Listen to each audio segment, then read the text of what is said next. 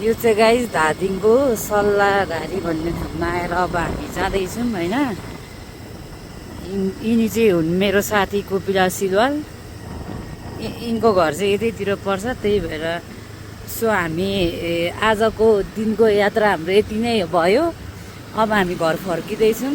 एकदम रमणीय दृश्य रहेछ यो ठाउँ चाहिँ। यो चाहिँ धादिङको अलिकति माथि साइडबाट लाग्नुपर्ने रहेछ। तपाईँहरूलाई पनि मनपर्छ भने यो ठाउँ घुम्नु आउनु होला। एकदम राम्रो छ, डाँडा काँडा देखिन्छ। धादिङ माथि, धादिङ तल, बेसी सहर तल छ। अनि हाम्रो सिलवालजीले लाँदै हुनुहुन्छ। हजुरलाई हामी अपडेट दिँदै गर्छौँ। हाम्रो यात्रा अब जारी नै छ। ऊ हेर्नु होला तल भ्यूहरू यस्तो कति राम्रो देखेको भगवान्। यस्तो आनन्द, फेरि उयो पानी पर जाडो जाडो भएर नि यस्तो आनन्द आएको। दाउराहरू यसरी राख्दो रहेछ यताको मान्छेहरूले चाहिँ हेर्नु होला। हेर्नुहोस् है, यति राम्रो ठाउँ छ। स्वर्ग खोज्नु किन विदेश जानुपर्छ गाइज, हाम्रो नेपालै हो स्वर्ग। हेर्नु होला यहीँ यति राम्रो ठाउँ, यति राम्रो सिटी कहाँ पाइन्छ। तर हाम्रो देशको नेताहरूको खाने परेन छैन, उँभो लगाएन नेपाललाई। Wow, nice nice place, nice Dhading, nice place.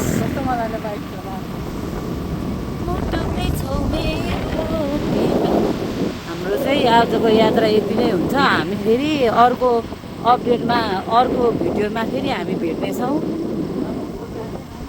अब बजार आउन लाग्यो तल। ए ज्यामिरे,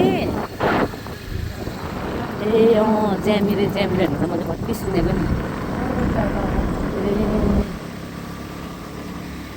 मलाई मेरो साथी कोपिला सिलवालले घुमाउनु भयो यो सल्लाहघारी। हेर्नुहोस् त गाइज कति राम्रो छ।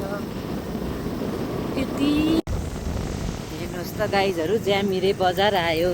ज्यामिरे बजार, यही हो ज्यामिरे बजार। हेर्नु होला है गाइजहरू, यहीँनिर गाडीको मान्छेहरूले खाना खाने। तपाईँहरूले सायद सुन्नुभयो होला यो ज्यामिरे नाम चाहिँ एकदम धेरै भाइरल भएको ठाउँ हो यो धादिङको। धादिङ तल बेसीदेखि चाहिँ अलिकति माथि आउनुपर्ने रहेछ। जिन्दगी सरार स्कुटी गाडीमा बुझ्नेले बुझिजान्छन्। अनि के भन्छ, देख्नेले देखिजान्छन्।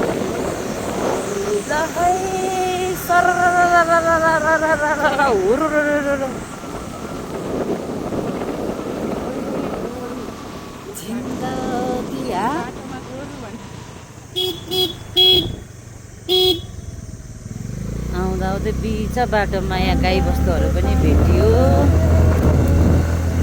गयो कोपिला सिलवाल र बस्तीतिर मेरो नि हाल्नुपर्ने मेरो दाउरा बोकेर कता हिँड्यो। यति रमणीय ठाउँ रहेछ। अब हामी कहाँ आयौँ रे? पाल्पा भन्छन् आइपुग्यौँ रे। अब यस्तो राम्रो छ होइन, यस्तो राम्रो यहाँ पसलहरू, यस्तो यहाँ घरहरू, पसलहरू, त्यस पछाडि यहाँ डाँडा काँडा। आजको यात्रा चाहिँ माथि सल्लाहघारीसम्म थियो, त्यो त्यहाँ पुग्यौँ। अनि त्यस पछाडि चाहिँ सिलवाल साथी चाहिँ फेरि तलतिर आयौँ आफ्नै घरतिर। त्यो रमाइलो भयो आजको यात्रा। यति राम्रो बाटो छ, वाउ कति राम्रो, कति आनन्द आएको। शीतल भूगोल चिसो हुने रहेछ माथि। सेम हाम्रो पूर्वको भेन्चार जस्तै लाग्यो मलाई चाहिँ। त्यस्तै छ नि त उता नि, तल धरान माथि भेटार आउने बाटो सेम टु यु छ हजुरहरू। हेर्नु कस्तो राम्रो फुल्या।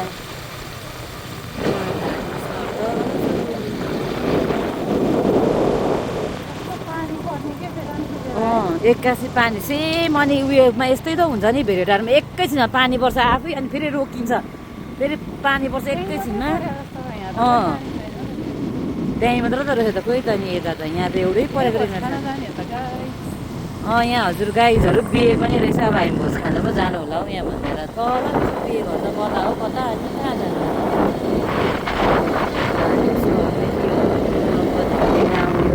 थाहा आयो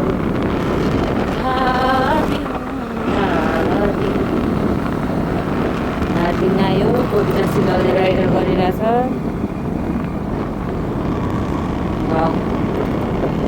कितना सुन्दर हेरे हमारा दार्जिलिङ मलाई साह्रै मन पऱ्यो है दार्जिलिङ गाइडहरू होइन तपाईँहरूले हेर्नु चाहिँ है राम्रो छ भन्ने कुरा त तपाईँहरूले पुगेर भन्नुहुनेछ साथी कुराको पाल्पा भन्छन् आइपुग्यौँ यहाँनिर रहेछ पाल्पा भन्छन् हेर्नु होला है यहाँ पाल्पा भन्छन् यहाँ चाहिँ नयाँ मन्दिरहरू पनि बनाइरहेको छ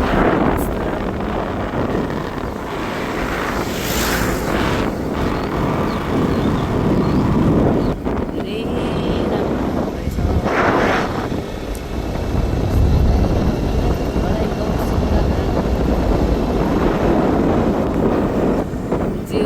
आजको यात्रा नि सफल भयो रमाइलो भयो अब हामी भरे टिकटक बनाएको उयो गरेको भिडियोहरू पनि अपलोड गर्नेछु गाइजहरू सब्सक्राइब गरिदिनु होला मेरो च्यानललाई सब्सक्राइब गरिदिनु होला यस्तै र रमणीय ठाउँहरू हेर्नु चाहनुहुन्छ भने सबैजना मिलेर सब्सक्राइब गरिदिनु होला भन्दै आजको यात्रालाई अब हाम्रो यहाँदेखि जारी त जारी